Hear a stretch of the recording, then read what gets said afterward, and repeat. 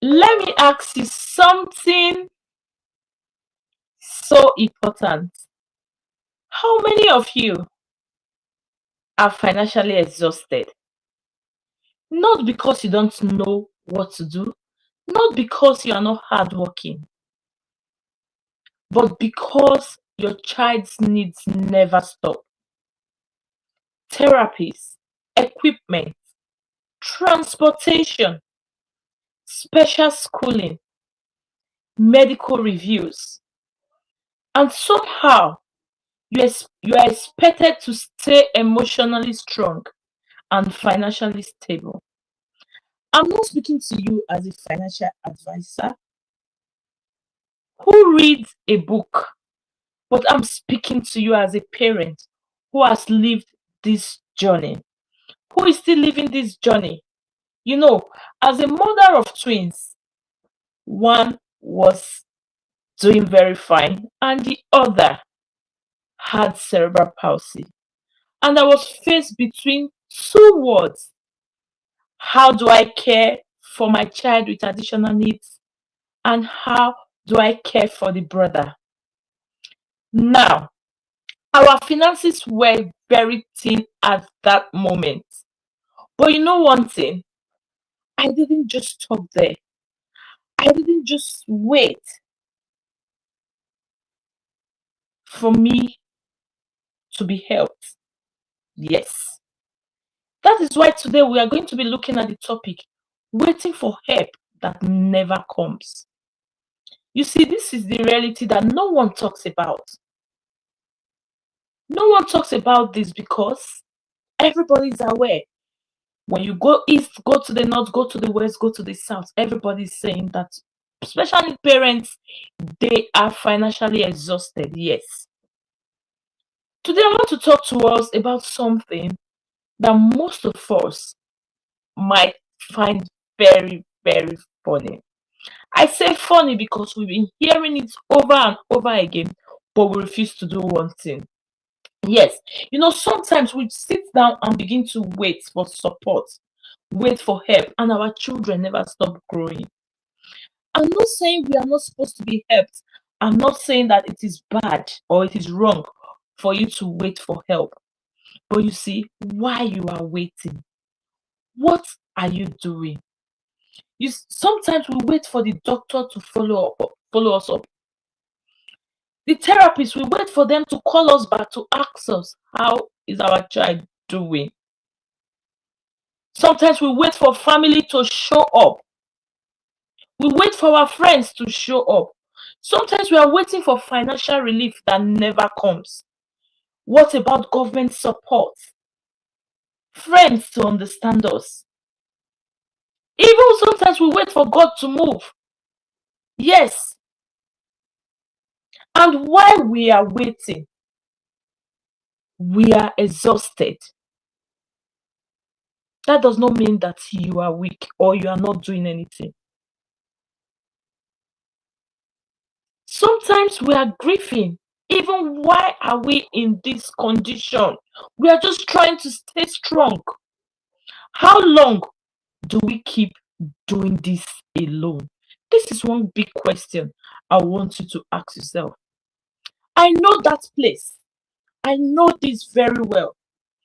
Because when I gave birth to my twins and I discovered that one of them, we have to depend on me for so long, reality dawned on me.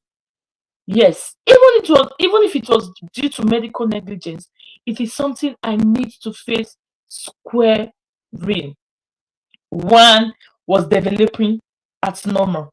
The other, I need to care for her. So also most of us have found ourselves in this situation. And while we are waiting, we need to do something about our wilderness. I want us to reflect on this. How accountable are you? Because I myself, I waited for accountability. I waited to be supported.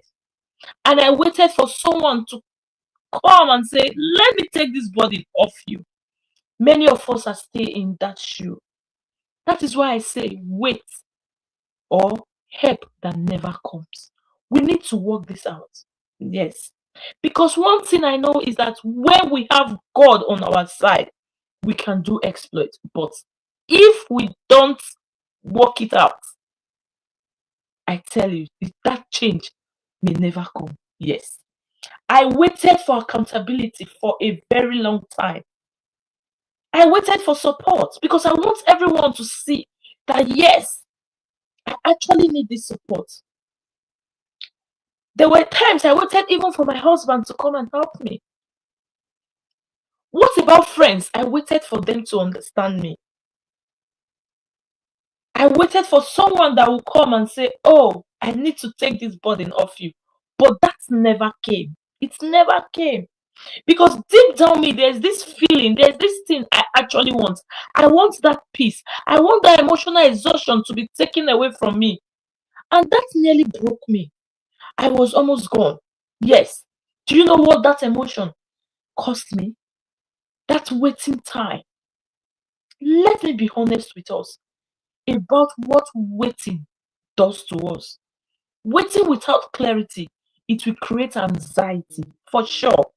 You will be very anxious because why? You are expectant, you are expecting something that you are never sure would come.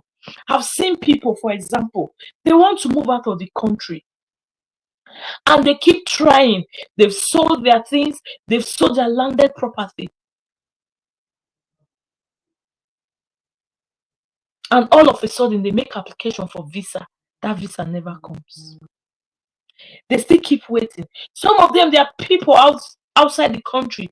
We tell them, I'm going to help you. You don't need to do anything. I'm going to send you some money to open that business. And you are waiting. You don't even think of any other thing rather than just waiting. That is why I say waiting without clarity will make you to be anxious. Yes, it will make you to be resentful. Yes, resentment is what will just take over you. Because why? You keep seeing people that are doing you wrong. You keep seeing people that are not trying to put themselves in your shoes.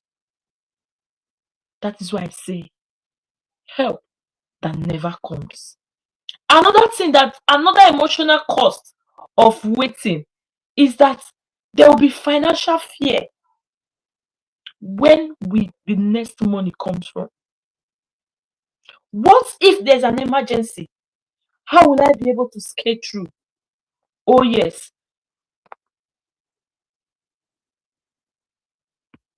Thank you very much, Juliet, for saying you are happy to be here. Another emotional cost that waiting will cost you is your spiritual confusion. Yes, because you'll be waiting from here to there. Because, like I said earlier, we are even waiting for God to move. We start using some phrases that we don't even believe in. Some phrases that does not even tally to what we are expecting. Sometimes we pray amiss. Another emotional cost is that you start asking, why is it me? I asked that question for a very long time until God opened my eyes and said, why not you? Who else do you want to be the mother of desire? It was in that waiting that God opened my eyes.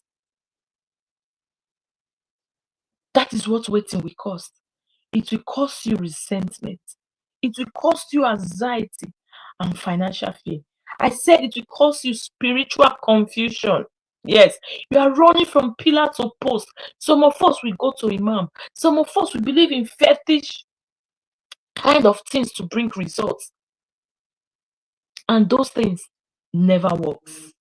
That is what waiting for help that never comes means. Then you start asking questions. Why my child? Why must it be desire? Oh, this beautiful girl, this innocent child that has not wronged anybody. Why must she or why must he suffer all this? You see, why I was waiting, it was never clear to me what God actually wants from me. It was never clear. That is why I said that during the waiting, one of the emotional cause is confusion everywhere. No clarity. Sometimes you start asking yourself, why am I always strong? Why am I always the strong one? Why are people telling me I'm strong and inside of me I know that I need help? That is what waiting will cost. Your emotions will be dealt with. You will lack control of things that you are supposed to grab and stand firm. Even when you pray, you doubt your prayers. Because waiting is like you putting your hope in man, putting your hope on things that earthly parents cannot even give to you. Yes, sometimes that waiting will make you to begin to ask, why does nobody check on me? Why is it that everybody is just doing their own? They forgot that I have a special needs child. That is the kind of waiting I'm talking about. Waiting that will cost you something that is supposed to help you achieve something in life. I've heard somebody said, in my office, they were taking courses, short courses here and there. I refuse to take that course because why? I am hoping that until my child starts working, I can't do anything. And it's done on her. When it was time for promotion, they promoted everybody in Akeda, but she wasn't promoted. Nobody talked about her being a parent of a special needs child. Nobody. Because they're talking about what do you have to show that will merit you going to the next phase of your life.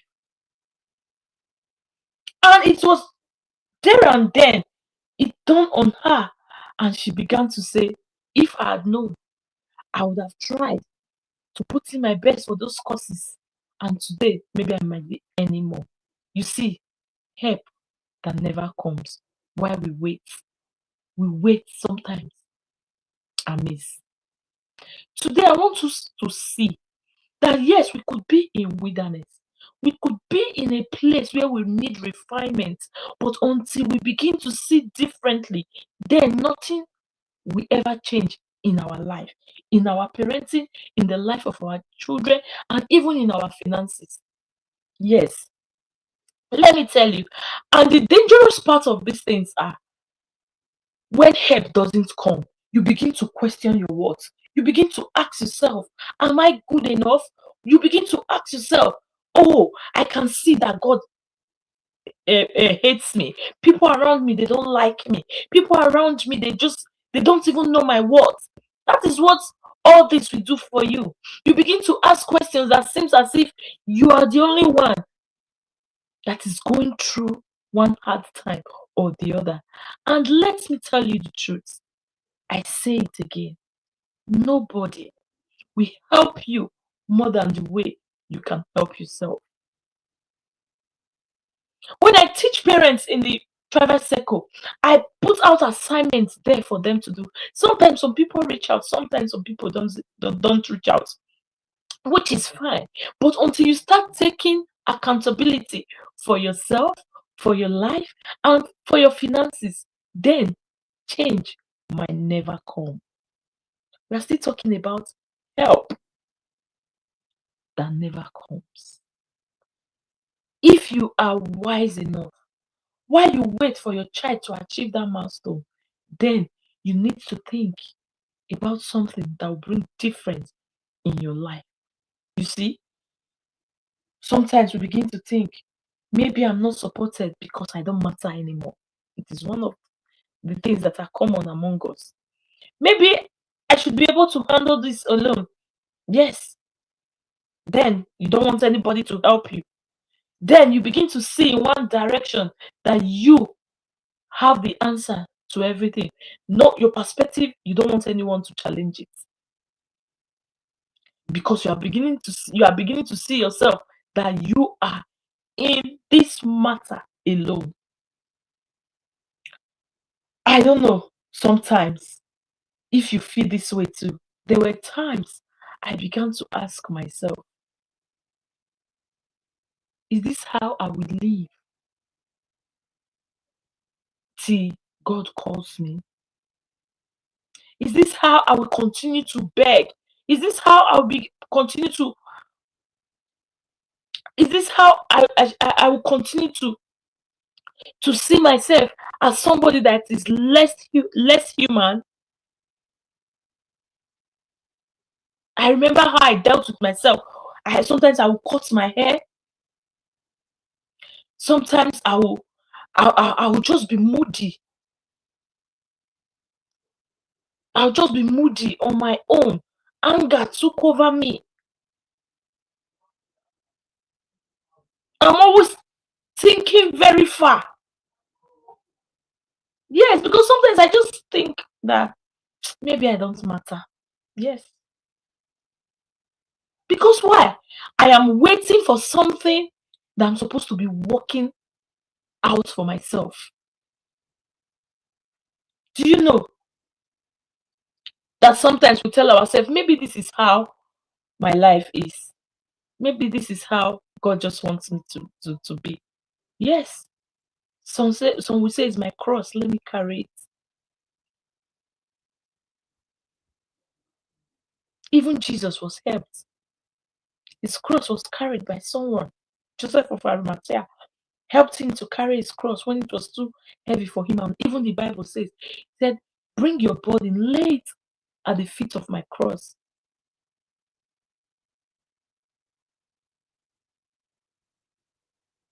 But hear this clearly. The absence of support is not a proof to your inadequacy. Hear it again. The absence of support is not a proof to your inadequacy. That means it is not a proof that you cannot become what God wants you to be. It's not a proof that you cannot be financially buoyant. It's not a proof that you will be living a life of pity throughout your existence on earth. Yes, when support is not coming, you can still do something for yourself. Because you know why? When support is not coming, it's simply that is a proof of a broken system. A system that is not working. Because apparently, as parents of special needs children, we are supposed to be supported.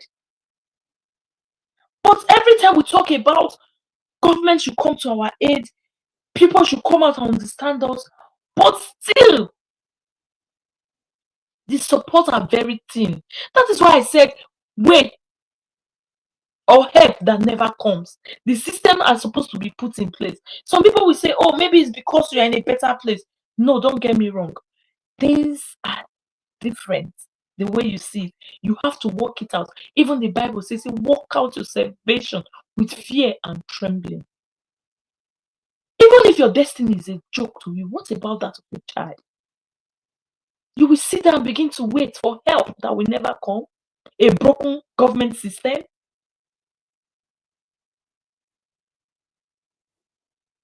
See, the proof of a broken system is what we are seeing right now. Healthcare system have failed us, have failed families. Our extended families have failed us. Instead of them to be in the understanding path, some of them have turned their back away from us. Then you begin to wait and you tell yourself, I know I have done my part. It is the knowledge that you have done. The extent of the knowledge that you have, but there are still more things out there. I used to be in that shoe. As a biomedical scientist, I thought I could actually help my child. I thought I could do, I don't want to say I can perform magic. Let me not put it that way. But you see, God has a different plan. And He began to show me I don't need to withdraw from my family. I don't need to withdraw from friends. But I need to face the reality that help is not coming from anywhere. I need to work it out myself. Yes. Do you know that extended families, they withdraw because sometimes they are uncomfortable? Yes. If health system can fail you, so also families and friends can also fail you. Some they don't want to come close to our children, and you are waiting for help to come from who? Come on now. We need to wake up. If you're in that ladder, you're in your wilderness, waiting for help that will never come. There's a solution for you. And that is why we created groups like this. Sometimes you're in a community and help is not coming from that community. The community does not even understand you. You become invisible. Yes,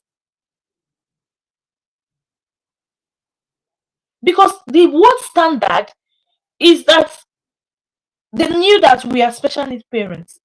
They knew that these children actually need help. The system is supposed to be working for them, if not for any other person. But still, we face this hardship. At the end of the day, we parents will bear the cost. We carry all these things. Why then will you not now say, because I love my child, I will take this step further to change things for myself and for my child?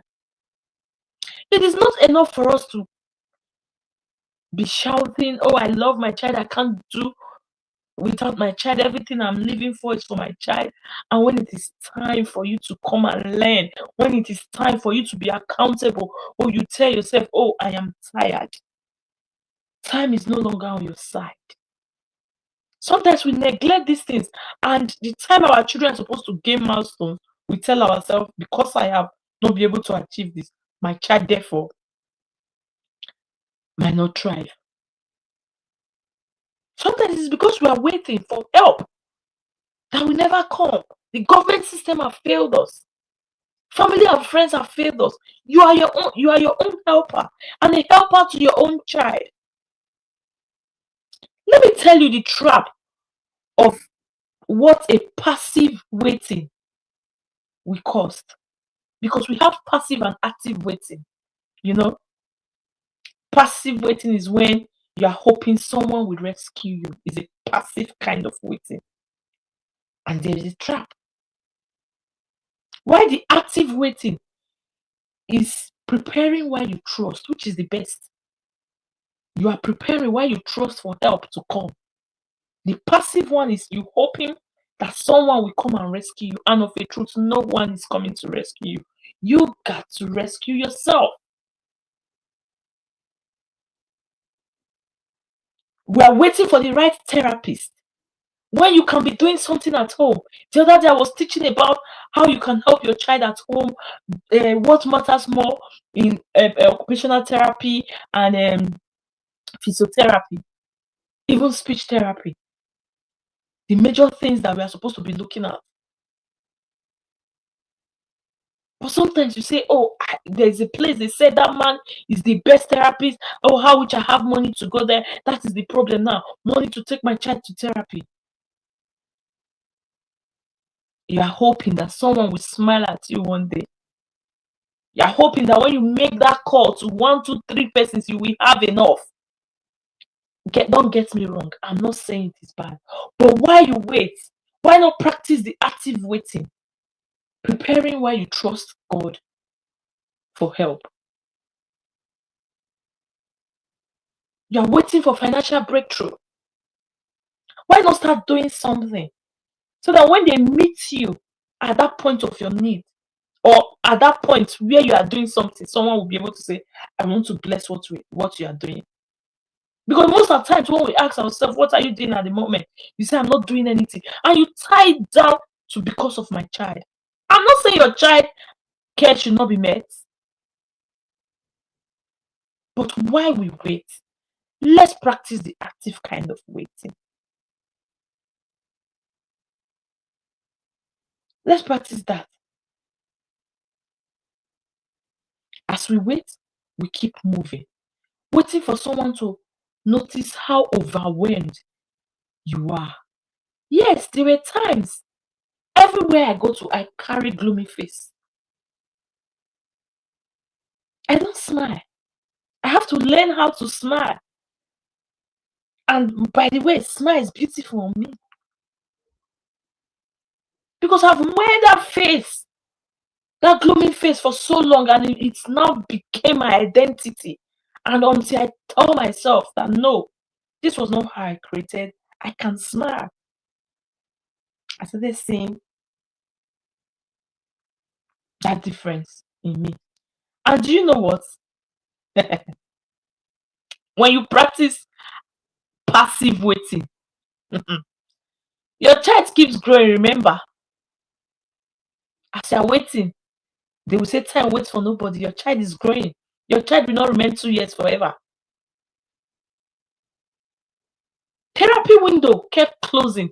That means if your child is supposed to achieve a particular milestone at the age of 3, 4, but because you are waiting for help that will never come, your child gets to 7. It's now you are talking about, oh, I want to be doing massaging and all that. And that's why you see some children, they can't even stretch their hand. Their hands are already twisted and all that. Because our eyes weren't open to what to do at the moment, even while we wait for help. This keeps coming. This happened to us. Because why? That waiting will now become a delay strategy.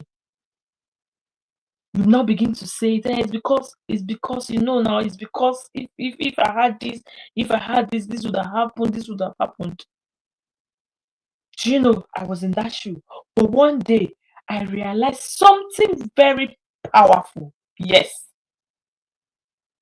If help is delayed, capacity must increase. I started building. I started coming out of my comfort zone. I started asking questions. I started attending classes. I started asking people to hold me accountable purposely, intentionally.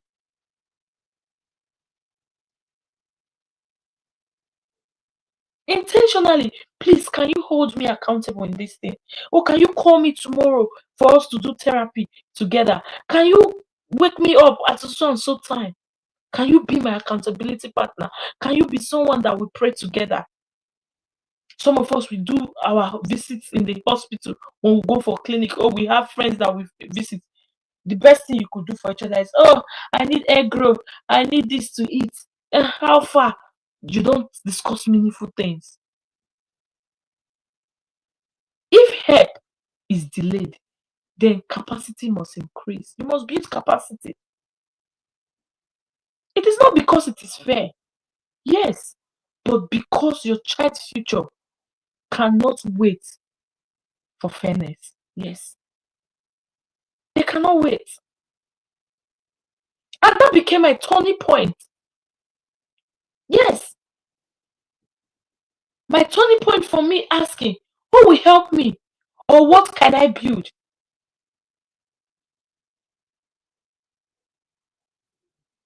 That was where the mindset shift came about.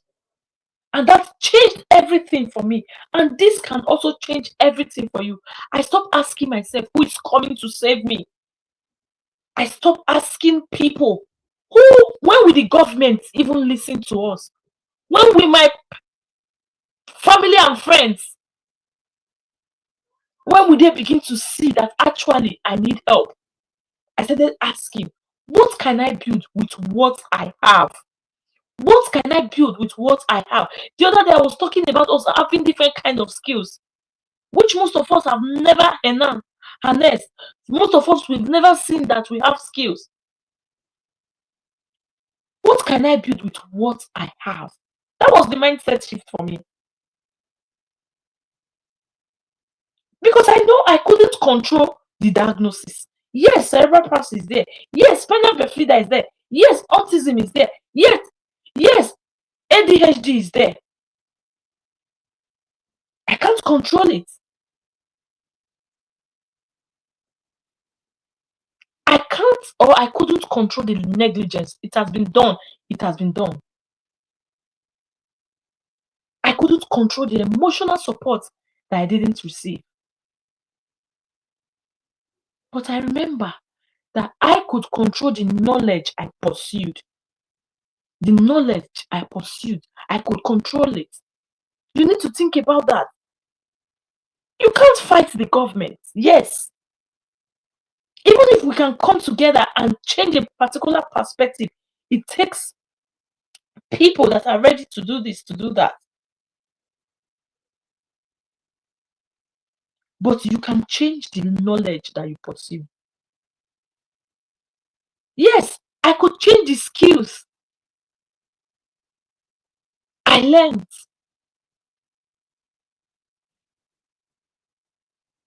I could control it. I could control the skills. I could control the financial education that I gained. Trying a business is not working.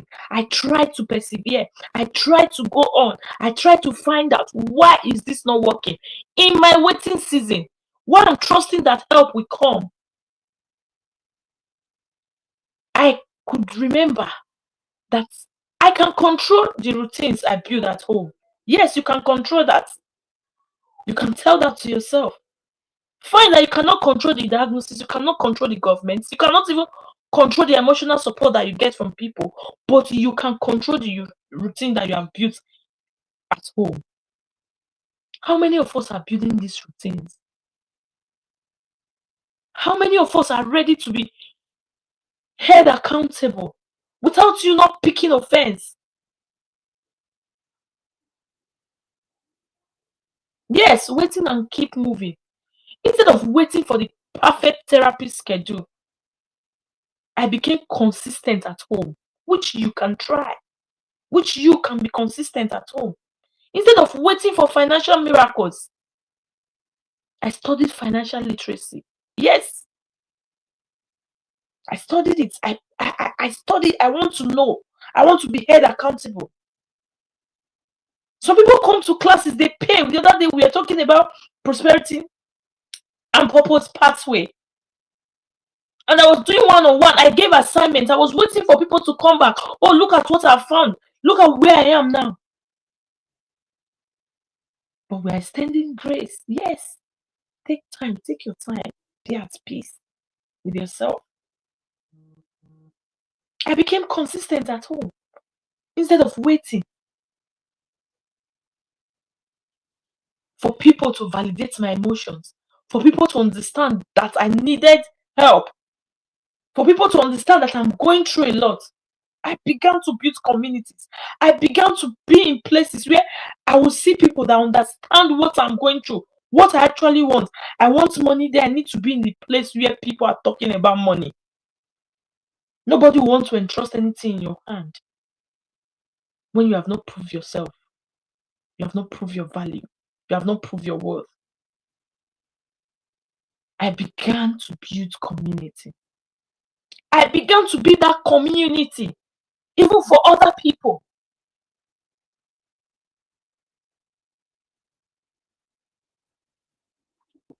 I stopped being idle inside even the community. Most of us are in a community, we are idle. Most of us are in a community, we will tell ourselves, I don't want to be seen. Some of us, you even go and be talking back to back with people. What is even happening there? But you can't even come out and say anything. I refuse that to myself. And I see it mm, everywhere in communities. It's the same thing. Looking for help that will never come. When Jesus met his disciples, all of them, they were doing one thing or the other. He did not meet them idle before he called them. And he made them doing something and he called them to a greater assignment. Yes.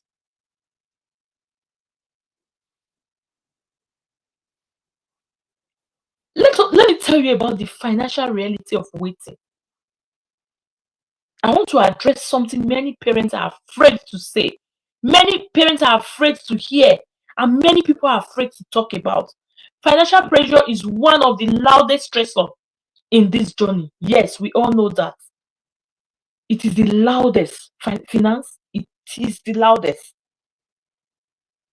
I could remember when we could not afford medication, and now I hear how expensive and Cepabo is. Kepra, Epilim, how expensive they are now. And people are still hoping. someone will just take up that burden from them. Yes, God can do that. But why you wait? Why you wait? Why not keep moving? We all know that therapy costs money. We all know that assistive device, they cost money. What about special school? Some people are looking for schools for their children. When they tell you the amount, you will even tell yourself, no, my child does not even, no, I don't think he can learn anything. You will even use your mouth to say that. We all know. What about transport costs? All these things are there.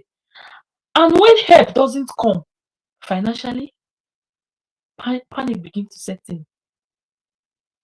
You begin to think, and this will make you not to be able to focus.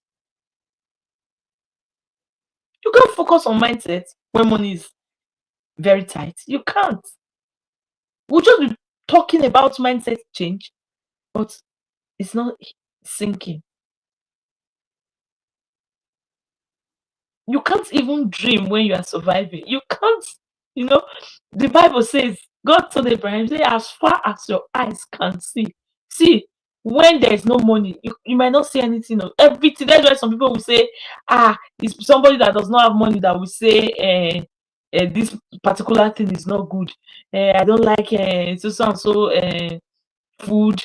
I don't like fried rice. I don't like chicken. No. I don't just know why I don't like chicken. Sometimes it's because there's no money. Yes. You can't even dream when you're just only trying to survive. We can't rest because bills are real. Bills are real. You pay bills every day. You can't even understand anything. But here is what I learned. I learned something very interesting. Financial fear will distract you from strategic thinking. Yes, it will distract you, and you begin to see yourself in constant panic. That is why anytime I talk about it, I was especially parents, when they hear about money, they shut down. They shut down. What is this person talking about? I'm not even eating. Does she know what it takes to care for a special needs child? I've been there. I have a child. I know what I'm saying. I'm not teaching you finance as somebody that went to the school to read finance. I'm teaching you from my own experience. Today, I can boldly say, I'm ready to take risk to try something that will help me, because I've seen it, that the help that I actually want to get from the government, the help that I want to get from friends, I'm not getting them. So I need to be strategic in my thinking. Financial stress will make your emotional decision to become rubbish. Yes. It will make you to avoid long-term planning. You will say it doesn't matter. You know those kind of people that will say, my stomach is my bank. You begin to see yourself as that kind of person. Yes. You postpone investing in knowledge. You keep postponing it. How can I pay 10,000 naira for a course? How can I pay 100,000 naira to be in a place where I'll be learning? What do they want to even teach me? I didn't have to attend any class, but I turned out well. My parents, they did a very good job for me, and I will use that same star. I don't need to learn it anywhere. What are they even saying? I should come and pay. Unheard of. How can a special need parent pay? You begin to see yourself like that. You postpone investing in knowledge. And the Bible says, my people perish because of lack of knowledge. Because they lack it. That is why financial literacy is not optional for us as parents of special needs children. We're not talking about you becoming rich overnight. We're talking about you building so that you reduce distractions, so that you create stability, so that you plan for your child long-term care. Yes, you build businesses You build relationship where you wake up the next day and say, please, can I get 2 million naira from you? Can I get 10 million naira from you? People in your community should be able to help you. That is why God is saying, I'm raising generation of parents of special needs children that will take over industries, people of influence. How can you become influential when you hear 20,000 naira? You shiver because you have waited for that in that place for a very long time. God is saying, go to the other side, move, and it is in that you're moving that you begin to see breakthrough. Yes, but you see, we need to protect our peace. We need to protect our peace. Waiting for financial rescue is very risky. It will scatter your plan. It will mess your head up. It will even make the little savings that you've had, it will dismantle, it will scatter it for you. That is why building financial awareness is so powerful. If you can build that, you will definitely grow. You will stretch your mind. Let's not see ourselves as ants when we are supposed to be giants. Let no one box you in a place and begin to deceive you with that mentality of you waiting for help that never comes. So what to do when help doesn't come? What do you need to do? Let me give you some practical steps. I don't know if there's anyone writing down tonight, but one thing is that you need to audit your waiting. Audit your waiting season. Ask yourself, what am I waiting for? What am I waiting for? Who am I expecting to show up? Who is that person I'm expecting to show up? How long have I been waiting? These are questions you can begin to ask yourself when help is not coming. Audit your waiting time. I call that period, maybe your period in the wilderness. Who am I expecting to show up? Yes, who am I exactly waiting for? Am I waiting for NGOs? Am I waiting for the government? Am I waiting for my sister abroad? Am I waiting for my neighbors? Am I waiting for people around me? How long have you been waiting? Because you know why? Clarity breaks emotional paralysis. Yes, write that down. Clarity breaks emotional paralysis because your eyes will begin to open. That is why every time I say journal, write, because you can go back again to look at them and you begin to say, wow. So I've written something like this. I went for a retreat and they asked us to begin to write our vision board. And some people now remember that, oh, so yeah, I wrote it that I want to sponsor myself for an international trip.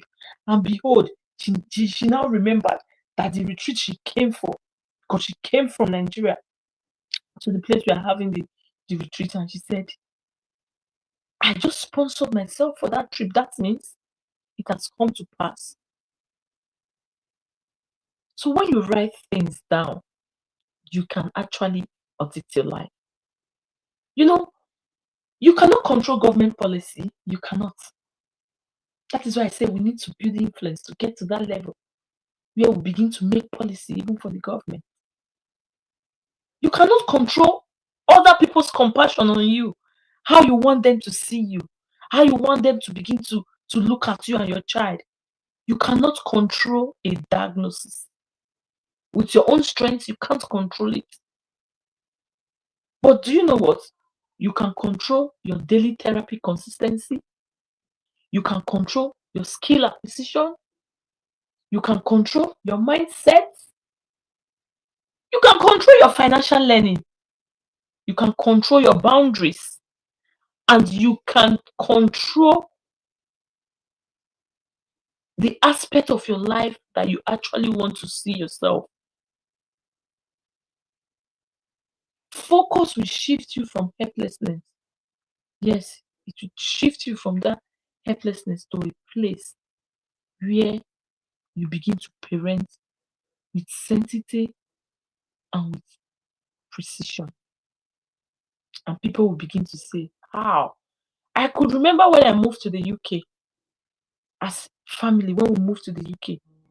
Years later, some of my friends began to ask me, did you see tomorrow? Did you see that so and so thing will happen? How were you able to understand?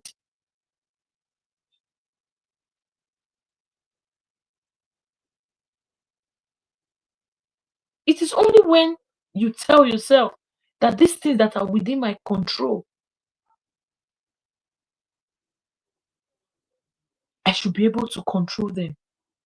That is the only way where you begin to see difference in your life. You need to build micro system instead of hoping for a very big help.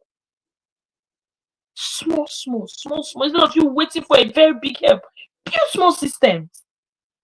Start small. Start where you are. A therapy routine, a saving structure, a monthly financial review, a weekly emotional reset. That is why I beg people, ask questions.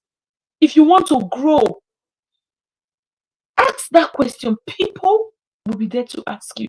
Don't be in a space where you are just there. You are just scrolling around social media, just laughing. People are asking questions. And you know inside of you, after you finish laughing, you go and look at your post, there's nothing there.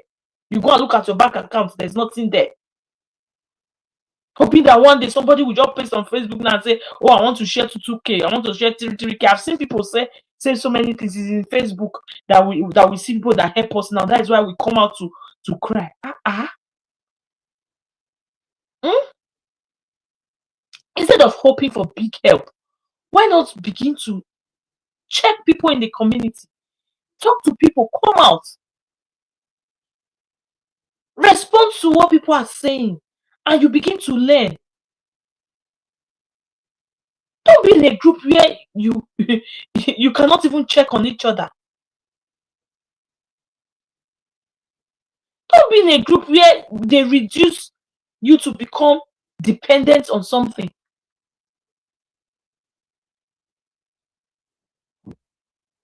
Listen, to be truthful, waiting hurts sometimes. It hurts. It is all right for you to grieve, honestly. It is all right. But waiting hurts. Allow yourself to grieve. It is fine. The support you thought you would have had, you are not getting it. You can grieve it out. The parenting expectations that you have, the parenting experiment that you have, the ones you imagine, you can grieve them that you are not getting them. It's fine. Family are not supporting you. What you expect from family, you are not getting it. It is fine. Process that your grief. Let it become your strength. Let that grief become your strength. Because if you suppress that grief, it becomes bitterness. Help that never comes. When you begin to suppress it, you become a bitter somebody. Yes, let's learn this deeply. Because this is one thing I learned too in this journey. Sometimes help doesn't come because you have positioned yourself to become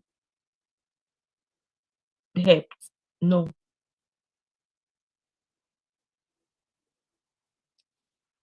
Sometimes it is because it is the right time, it is the right season, and you walk yourself to that place.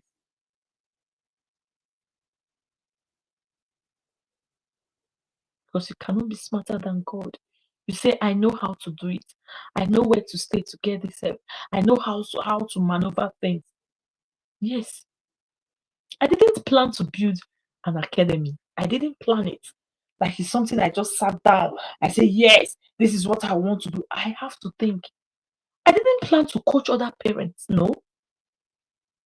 I didn't have plan to begin to speak on mindset and financial resilience. But the waiting season trained me. The waiting season, my wilderness season, trained me. It shaped me. Yes, my waiting season forced me to grow in knowledge, in faith, in discipline, and in financial awareness. These are the things you need in your waiting season. Don't allow your waiting season to be empty. Don't allow it to be empty. Because I know, even now that you are waiting, your waiting season is shaping you. Your waiting season is your leadership.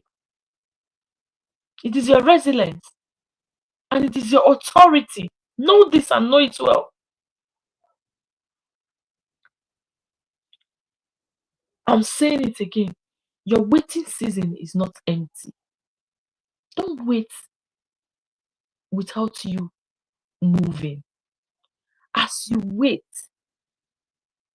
as you are hoping for things to get better, as you trust that your help will come, don't wait in emptiness. Because I know that your waiting is shaping you, it's making you become a leader, it's making you to gather momentum of being resilient, and it's giving you authority. Remember, you are building capacity. I'll close with this. If you are in a season of waiting right now, I don't know, but God knows. I want you to hear this clearly. You are not abandoned. Nobody has abandoned you. Nobody has abandoned you. Know this.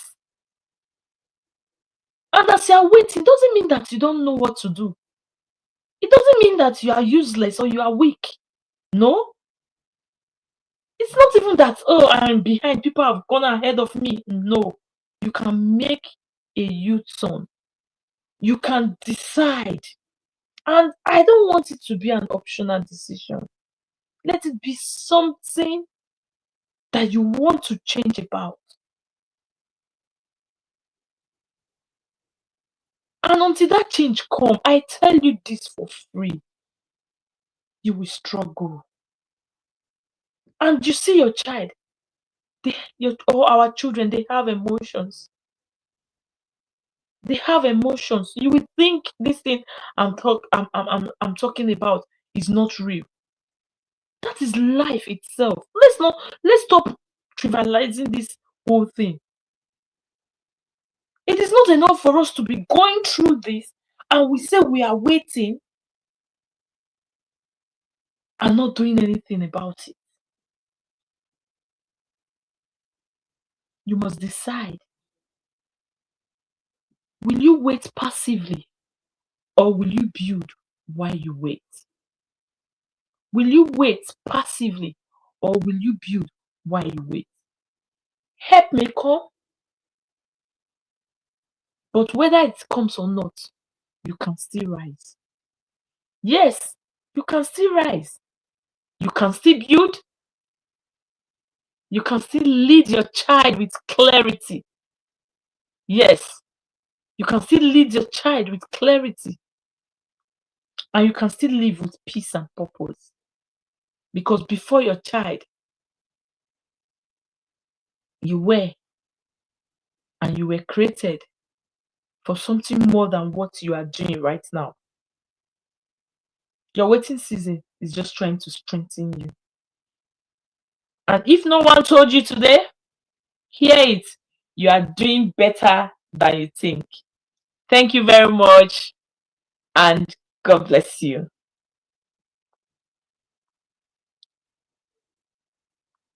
Thank you very much, all those that follow through.